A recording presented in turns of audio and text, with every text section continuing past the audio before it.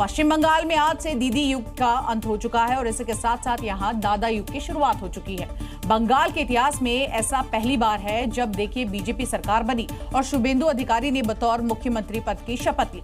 शपथ लेने के साथ ही उन्होंने बता दिया कि अब बंगाल में अराजकता नहीं बल्कि विकास होगा। और ऐसी ही चुनौतियों का सामना कर उनसे निपटने के लिए उन्हें बंगाल का मुख्यमंत्री चुना गया। 9 मई की तारीख ब्रिगेड परेड ग्राउंड के इतिहास के पन्नों में दर्ज हो गई है, जब आजादी के बाद पहली बार बीजेपी के मुख्यमंत्री की शपथ हुई, वो भी रविंद्रनाथ टैगोर की जयंती पर। शुभेंदु अधिकारी ईश्वरेर नामे शपथ करितेछि जे। शपथ लेने के साथ ही बंगाल में शुभेंदु युग की शुरुआत हो गई है, जिसके गवाह हजारों लोग बने। शुभेंदु जो अपने बयानों और बंगाल के मुद्दों को मुखर रहे, उनका सबसे बड़ा एजेंडा घुसपैठ रोकना है, महिला सुरक्षा और बंगाल के रक्त चरित्र वाले इतिहास को बदलना है। प्रधानमंत्री जी का नेतृत्व में कवि गुरु को प्रणाम करते हुए आज संविधान को मानते हुए ओथ टेकिंग किया, शपथ लिया है।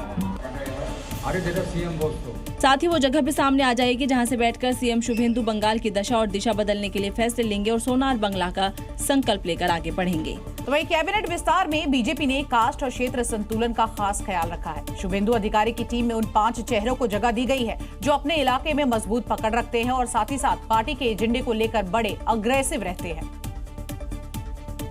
सबसे पहले बात दिलीप घोष की, जो खड़गपुर सदर से विधायक हैं और बीजेपी के फायर ब्रांड नेता के तौर पर जाने जाते हैं। दिलीप घोष मूल रूप से आरएसएस के प्रचारक के तौर पर जुड़े रहे। उन्होंने 2014 के बाद बंगाल में बीजेपी को जमीन पर मजबूत करने में अहम भूमिका निभाई। दूसरे नंबर पर आती है अग्निमित्रा पॉल। आसनसोल दक्षिण सीट पर भारी मतों के साथ जीत दर्ज की। फैशन में नाम कमाने के बाद उन्होंने राजनीति में एंट्री करने का मन बनाया। साल 2019 में बीजेपी ज्वाइन की। बीजेपी की प्रदेश महिला अध्यक्ष भी रही। वहीं बीजेपी ने इसके साथ ही मथुआ समाज के प्रतिनिधि अशोक कीर्तनिया को भी मंत्री बनाया।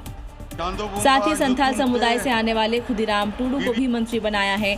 यहां आदिवासी वोट बैंक पर भी ध्यान रखा गया है। इसके साथ ही बीजेपी के युवा नेता निश्चित प्रमाणिक को भी मंत्री बनाया गया है। बीजेपी ने बंगाल में उस संतुलन को साधा है जिससे बंगाल के हर समुदाय का प्रतिनिधि हो सके।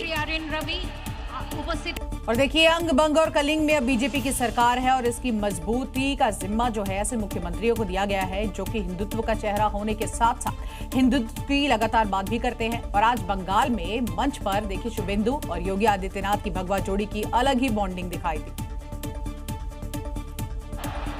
बिहार के सीएम सम्राट चौधरी भगवा पटका डालकर शपथ लेते हैं। यूपी के मुखिया योगी आदित्यनाथ भगवा में रहते हैं और आज पश्चिम बंगाल के सीएम शुभेंदु अधिकारी भी भगवा परिधान में नजर आए। शपथ ग्रहण के लिए घर से निकले तो माथे पर तिलक और भगवा कुर्ते ने सबका अपनी ओर ध्यान खींचा। और शपथ लेने के बाद जब शुभेंदु अधिकारी मंच पर मौजूद नेताओं से मिल रहे थे, तब सीएम योगी ने भगवा पटका पहनाकर उनका स्वागत किया। ये तस्वीर योगी मॉडल के बंगाल की राजनीति में एंट्री का बड़ा संकेत मानी जा रही है। ये भगवा मॉडल यूपी में कानून व्यवस्था और हिंदुत्व के एजेंडे को बंगाल में लाने की एक कोशिश के तौर पर देखा जा रहा है। शुभेंदु अधिकारी और योगी आदित्यनाथ की बॉन्डिंग चुनाव प्रचार के दौरान भी सामने आई थी, जब शुभेंदु अधिकारी ने सीएम योगी को भगवा पटका पहनाकर दंडवत प्रणाम किया था। योगी की तरह शुभेंदु भी आक्रामक तेवर के लिए जाने जाते हैं। वो किसी के आगे नहीं झुकते, फिर चाहे अलग राह ही क्यों ना चुननी पड़े।